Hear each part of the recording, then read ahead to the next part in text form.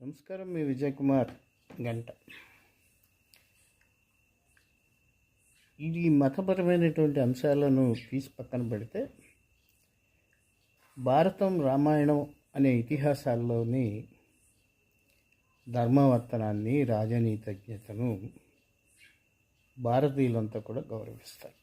అట్లాగే ఆయా ఇతిహాసాల్లో ఉన్నటువంటి క్యారెక్టర్స్ యొక్క ఔన్నత్యాన్ని స్వీకరిస్తారు.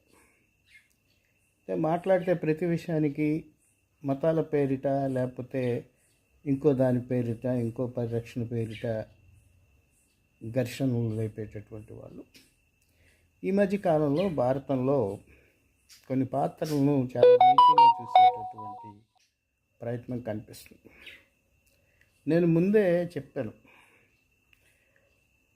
భారతంలో నాయకులు, ప్రతి నాయకులు మాత్రమే ఉంటారు. అలాగే రామాయణంలో కూడా ఏ నాయకుడికి ఆ నాయకుడికి ఉండాల్సినటువంటి జనాదరణ, సౌశీల్యత ఉంది. దుర్యోధనుడు సుయోధనుడిగా పిలువబడ్డాడు. నిజానికి దుర్యోధనుడు ఒక మంచి రాజు,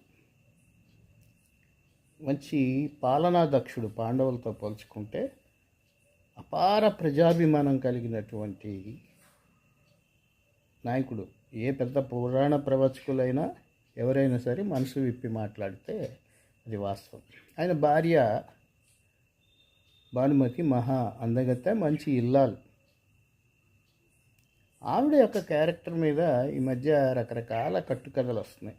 ఇవన్నీ ఎక్కడి నుంచి వస్తున్నాయో తెలియదు. ఇండోనేషియా కథనాలు అంటారు, థాయిలాండ్ కథనాలు అంటారు, లేకపోతే అక్కడెక్కడో కథనాలు అంటారు, ఇక్కడెక్కడో కథనాలు అంటారు, నేపాలీ కథనాలు.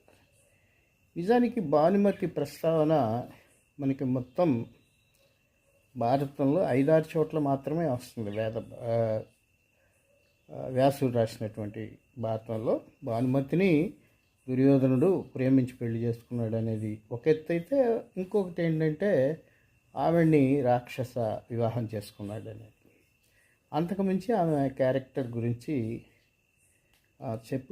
తప్పుగా చెప్పడం మంచిది కాదు. ఆవిడేదో అర్జునుడిని మోహించిందని, కర్ణుడిని మోహించిందని, ఆఖరికి అన్నవరుస అయినటువంటి కృష్ణుని కూడా మోహించిందని ఒక కథలు ఈ మధ్య యూట్యూబ్స్లో, సామాజిక మాధ్యమాల్లో వస్తాయి. అవన్నీ అబద్ధాలు. నిజానికి భారతం జరిగే నాటికి